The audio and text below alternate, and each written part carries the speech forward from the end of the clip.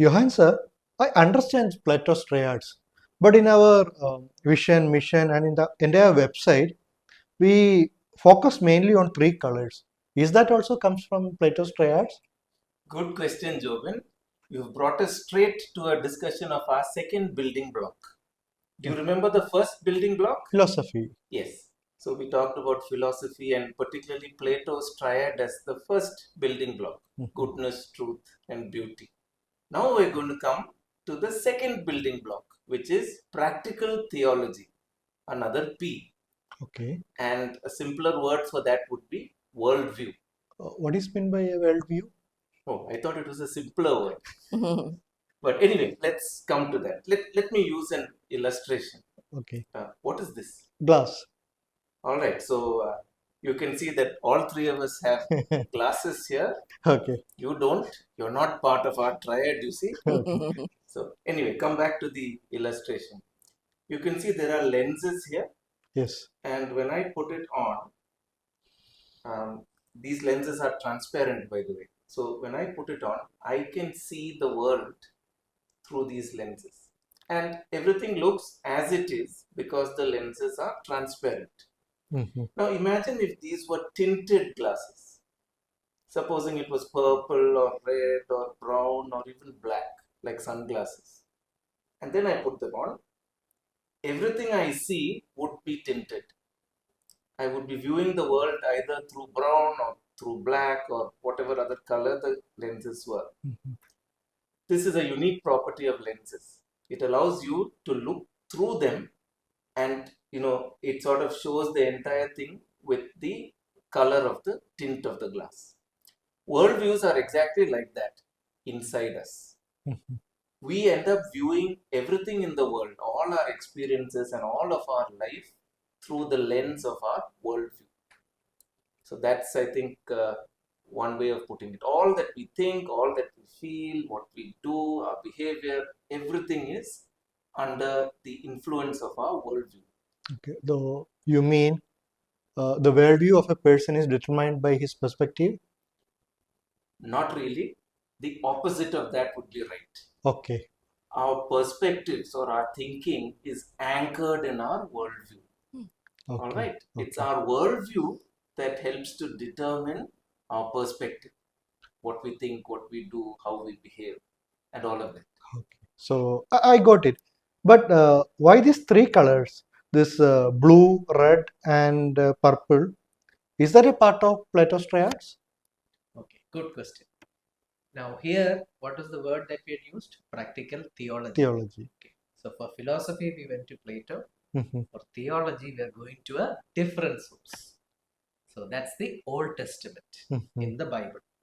So in the Old Testament, before they had built an elaborate temple with beautiful temple and all, they used to worship. They were in the desert and they used to worship God in a large tent, what was known as the Tabernacle. Okay. And we have taken these colors from the colors of the Tabernacle.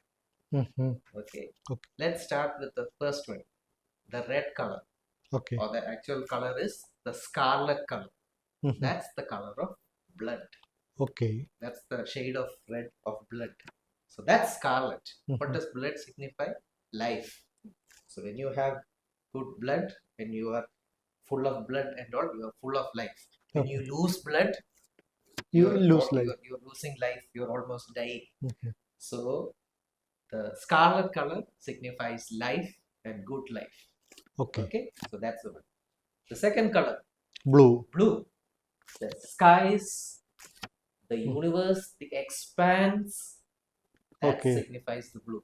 So everything that is happening in the worship of God in the tabernacle is under this huge expanse that we see. And when we look at it, we see the vastness of this God's creation and the vastness of the universe and how we are.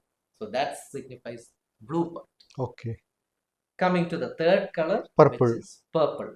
Purple is the color of royalty and divinity. So this color used to be used in the curtains of the tabernacle as well as the dress of the priests. Okay. So these three colors was one way to show what was the second building block? practical theology. Theology. So just as we said, the worldview is the lens through which it colors our perspectives. That's what we are. We are saying theology practically colors the way we see and do things, why we do certain things, our vision, our mission, what we want to do, and that's how these colors come into our vision statement and in our mission statement in our website. Got it. And these three colors has come to our logo too. Scarlet in for health, and Soch in blue, and Academy in purple.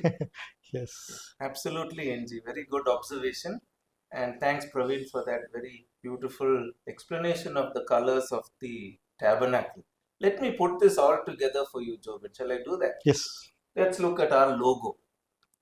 Health is in scarlet, which is the color of goodness. Remember, life, blood, all those things, and corresponds to Plato's goodness. All right. Soch is in blue. And remember, blue in the tabernacle was the color of the heavens, the sky, the universe. Okay, corresponding to, we put soch there, which means thought, or you can extend that into the idea of truth. So we explore the world, explore the universe for truth, blue. And Academy is in purple, the royal color of purple, signifying beauty and an enriching experience, which is what we want from our courses. We want to create beautiful, enriching learning experiences. Okay. And with that, we come to an end of our second building block of practical theology.